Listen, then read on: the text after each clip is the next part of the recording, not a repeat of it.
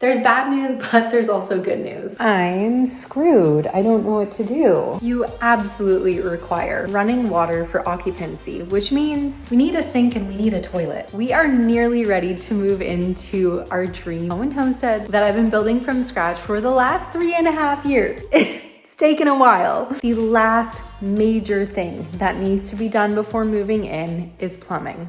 So this is honestly a little too tight. It's actually a 1/4 inch short of the minimum distance for code between a vanity or a wall to the center of the pipe. So I'm gonna buy myself a little bit of space here. In order to have a running toilet, I need tile. And in order to have tile, I need my toilet flange to be in the right place. The top of the flange needs to be a 1/4 inch above the tile to offer that proper seal.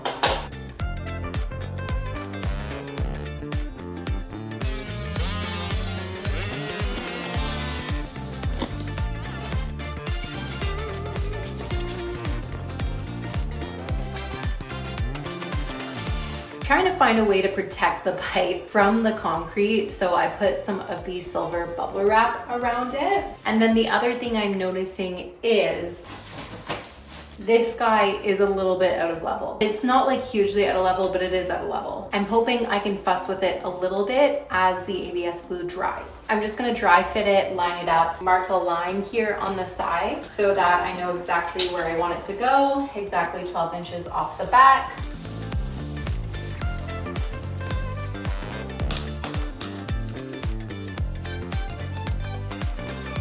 While this cures, let's take a look at the shower drain. Having a concrete slab with plumbing is probably one of the most trickiest things.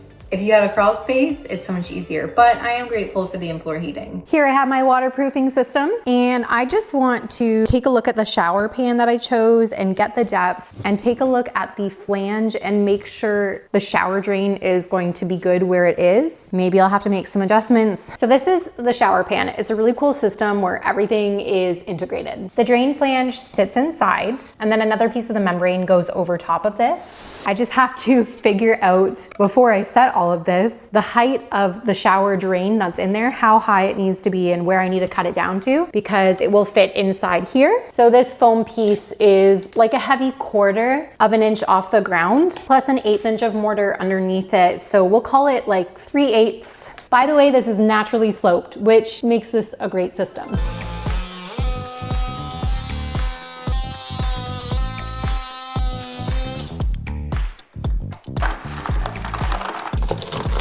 I'm just leveling this guy out a little bit because it was slightly out of level. There's a bit of flex there, so I'm getting rocks in behind before I set anything and fill the rest up with concrete. And now I'm gonna fill everything up.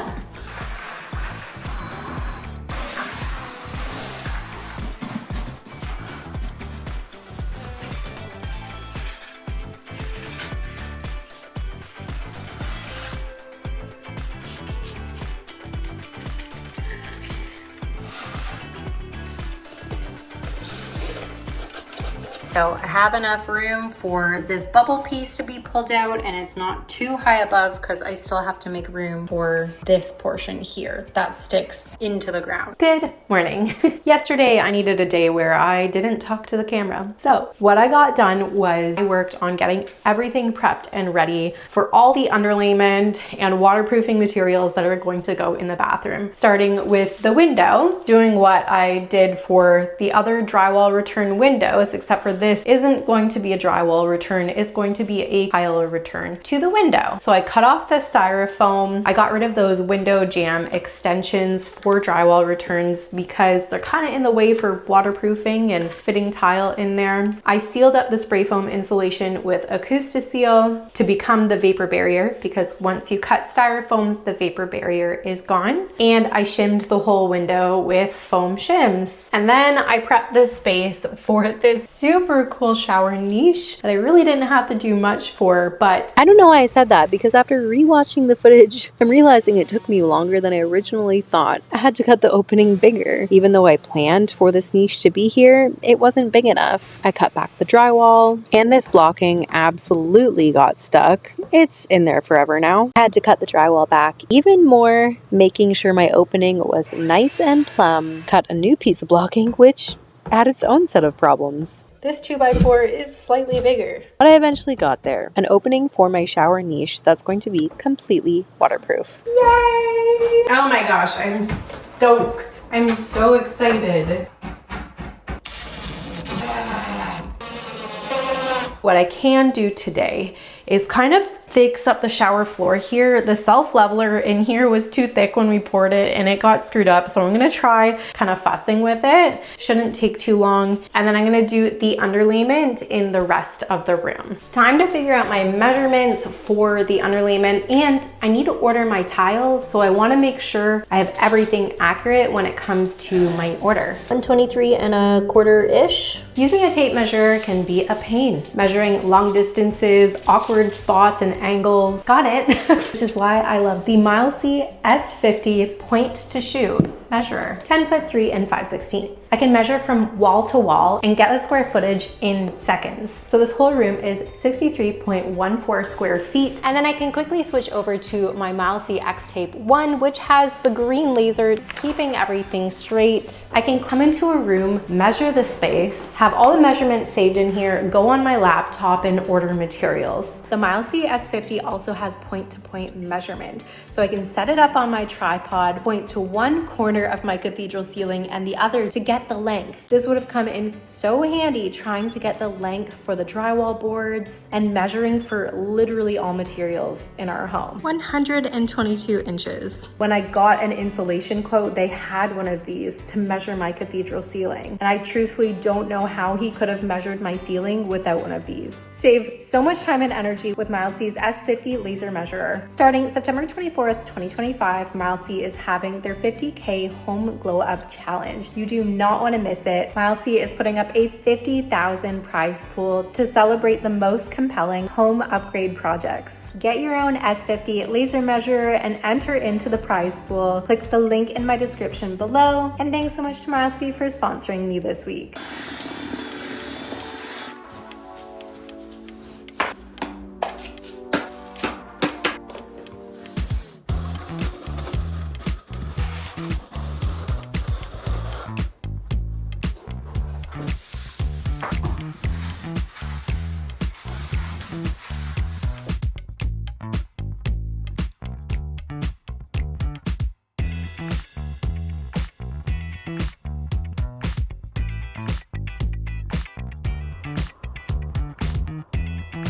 Everything in here is dry enough to walk on, and last night I went and got the washers and screws that need to go in here. Ugh, I have a cold. That need to go up on the curdy board for the window return. So I'm gonna work on that and then we can get to mortaring. I've made it so this guy is going to be angled, but I just need to like trim this red piece back.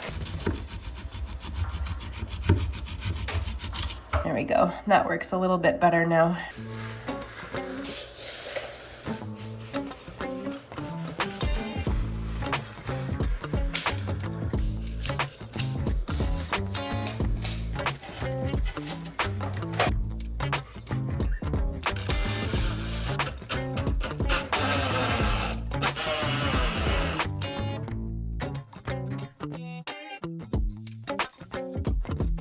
So there's quite the gap around the window, which is fine. I just have to fill it with some mortar now.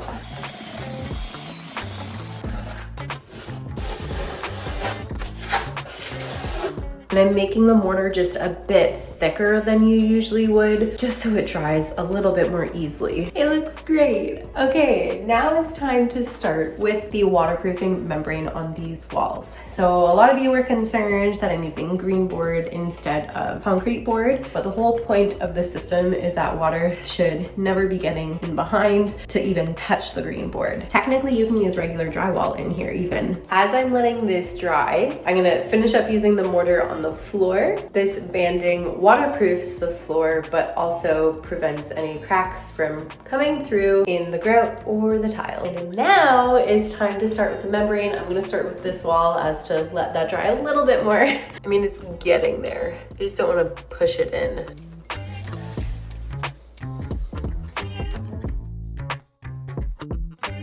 All right, so here's the issue. This panel is like the exact same size, if not a 16th to an 8th bigger than this wall. So I'm gonna cut off this entire like 2-inch strip so that the overlap isn't happening in the immediate direct corner.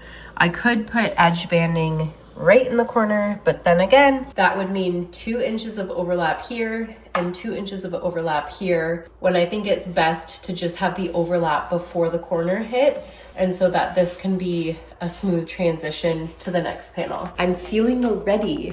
I have my sheets pre-cut, time to mix mortar. Again, mix, wait, and mix.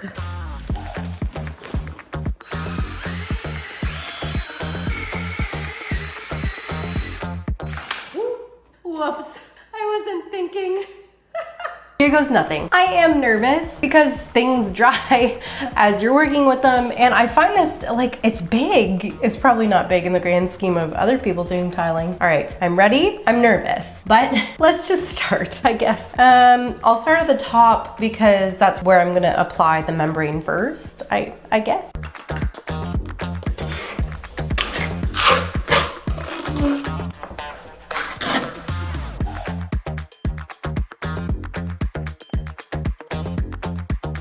Okay, so far so good. Oh, that wasn't as bad as I thought. Need a little bit more there.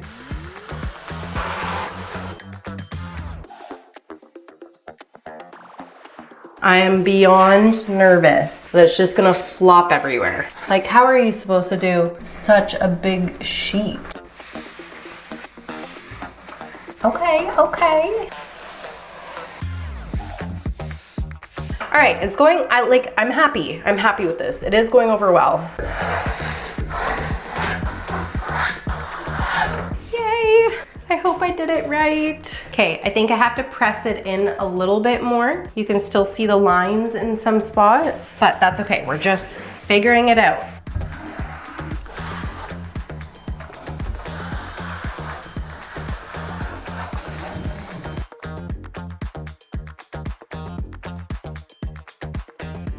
It's on.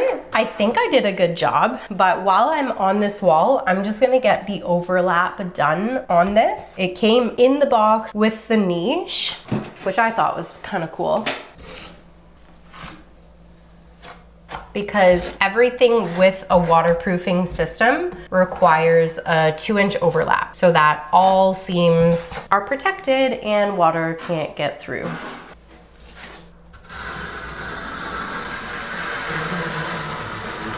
And then this guy overlaps the two.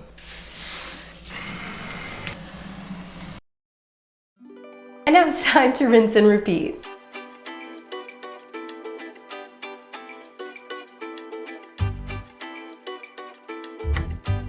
So this was a little bit more tricky to line up because of this corner. I'm still trying. I'm gonna take my trowel and kind of just make sure it's nice and tight.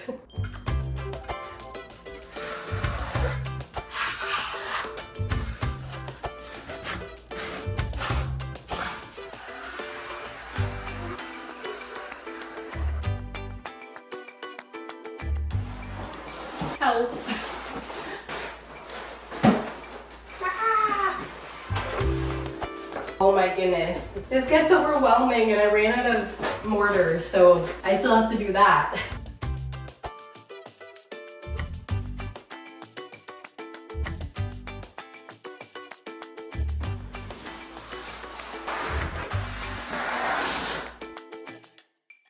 Last piece of membrane, and this green line lines up with this edge here really nicely. What I'm going to do though is kind of pull it back a little bit, like maybe by 1/8 of an inch, so the like finished edge can be on this line.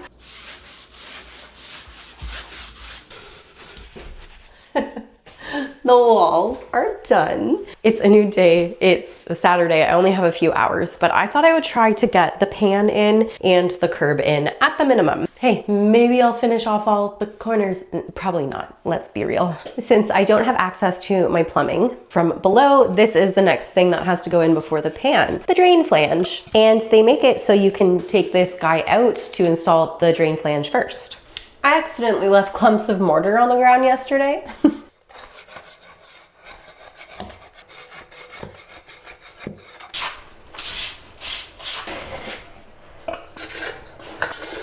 You know what, before I install, I'm gonna dry fit everything because I have to cut the pan to size. This space is a little bit smaller than their smallest pan, plus my drain isn't perfectly centered in the shower, unfortunately. It's just kind of the way it is. It's really hard to get it perfectly accurate when coming through the concrete.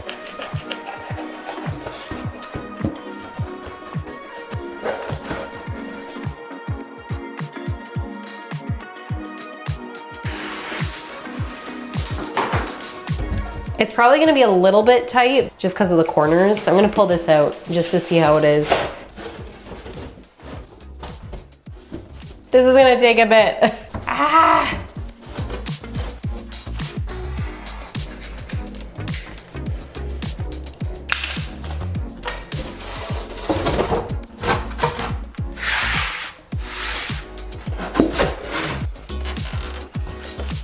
And I would say it is time to mortar now.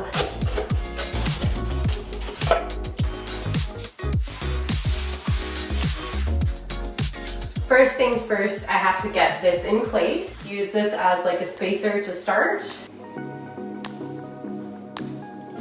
Okay, everything is 1 15/16 from the laser, so that's level.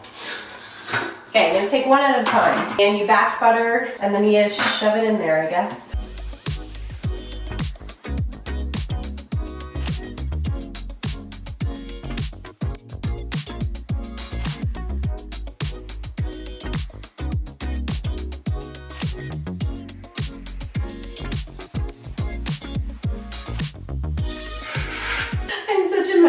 I'm gonna just quickly fill the mortar in down here and eventually get this pan set. Oh gosh. I swear if I was a tiler full time, my pants would be mortar.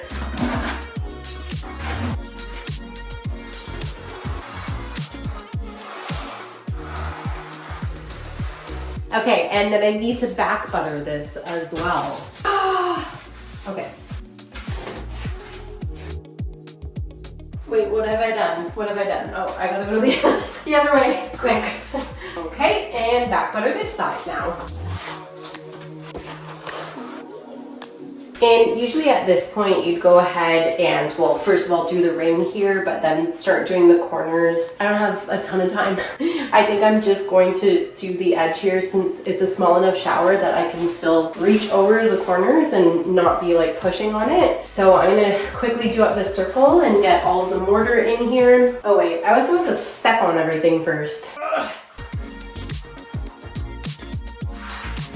I think if I just wiggle it, since it's such a small pan, it'll collapse all the ridges of the mortar below it. Okay, I'm just gonna do the ring. I can't believe I forgot that.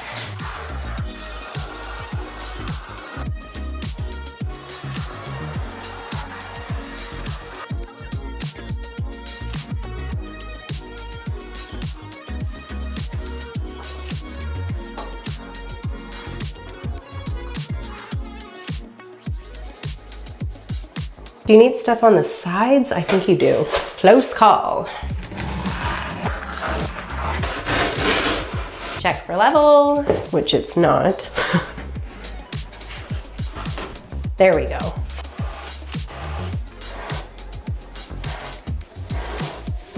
I'm so excited.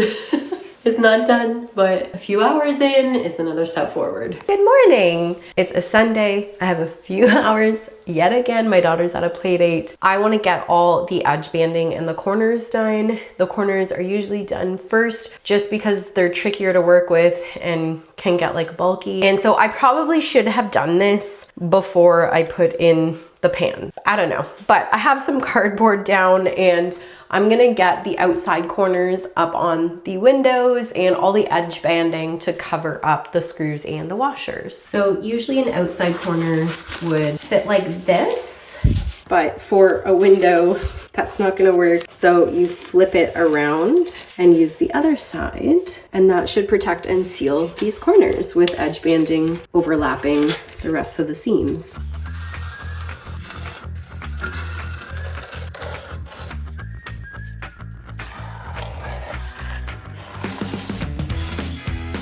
That actually went over better than I thought it would. I don't know, maybe I'm getting used to applying it. I guess this is probably a lot easier than applying these large sheets. What I have learned throughout this process is I probably should have like wiped the edges down a little bit with a damp sponge just to make it super clean. Get rid of any excess mortar, like there's some clumpy buildup over here, not too much, but enough that you should take just a damp sponge to it. Wipe it down a little.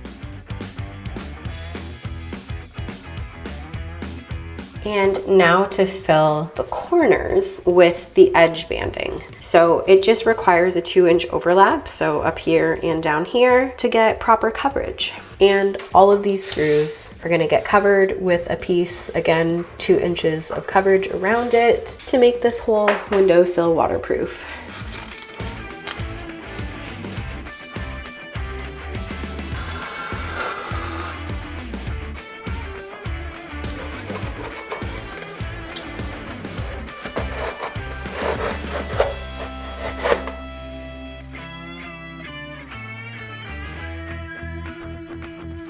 So all the outside edge bandings are complete. Now I'm going to do the inside ones, and I really want to make sure these corners are completely covered. I'm going to do a full strip wrapping around the corners. I am going to have to cut the edge down though.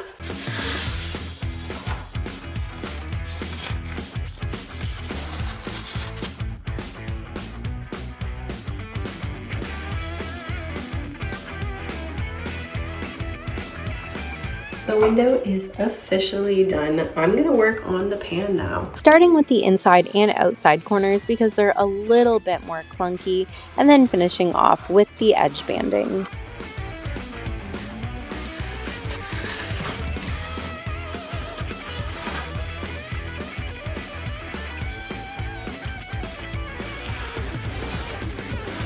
So these outside corners are a little frustrating, and I've refilled them, I've pulled them back. I don't know what else to do. They kind of suck. I think I'll have to cut a strip of edge banding and cover over the corner.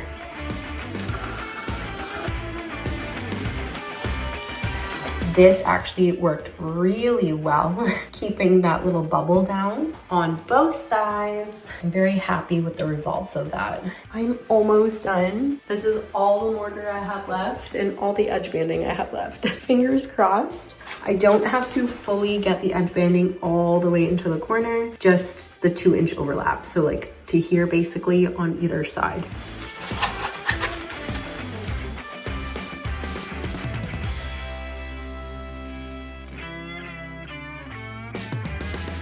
Unfortunately, I did run out of edge banding. I'm 2 strips short of finishing this shower. It was so close.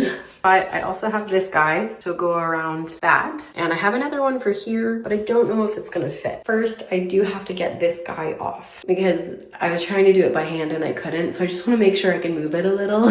I really don't understand righty-tighty, lefty-loosey. Am I going towards the left? I don't get it. I don't get it. There we go.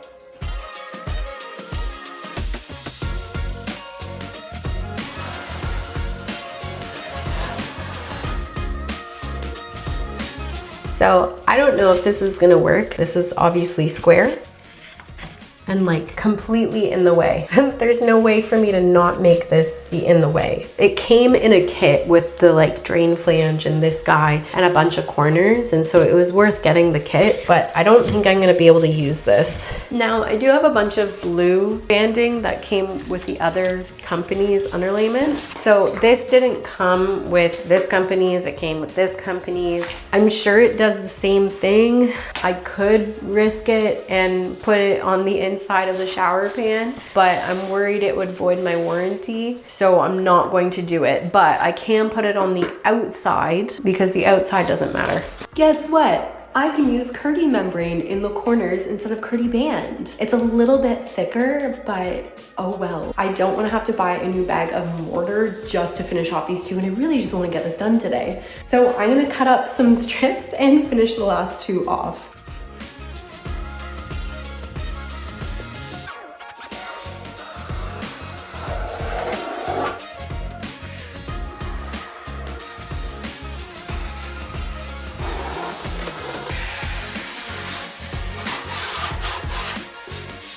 I'm done. That's it. The shower is waterproofed now. And once it's actually dried, I'll do a water test as well. I'm just so happy.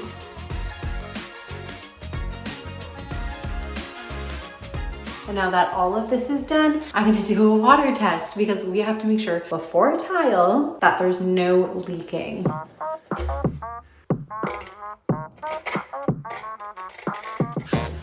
What? It doesn't even fit. But it fits in this and it's the same size. Like, what is going on? I'm screwed. I don't know what to do. These ribs aren't catching onto anything because there's a little bit of a space in between the two here. And I can't push it down any further. I'm literally just useless. So this is the kind of gripper plug I need, one that has a solid band so that I can get the proper seal. Because of that little gap, it's completely missing these gripper portions. And guess what? Nobody sells the solid band gripper in my town. No one. I phoned everyone. Even specialty plumbing stores, they only carry this in 2 inches. So I have ordered a 2-inch gripper plug that looks like this. It's not gonna be here in time for this video, so you'll have to tune back in. But I do have some great news that I wanna share with you. There's bad news, but there's also good news. Drum roll, please. I got a message the other day that my electrical final is officially approved. A month and a half after my inspection. That's all I got. I just got a message saying it's approved. So there's nothing wrong with my backup system. Everything's good to go. Thanks for being here. Subscribe if you haven't yet. Thanks for watching my shower install. And I can't wait to see you back next week. It's gonna start looking really pretty in here.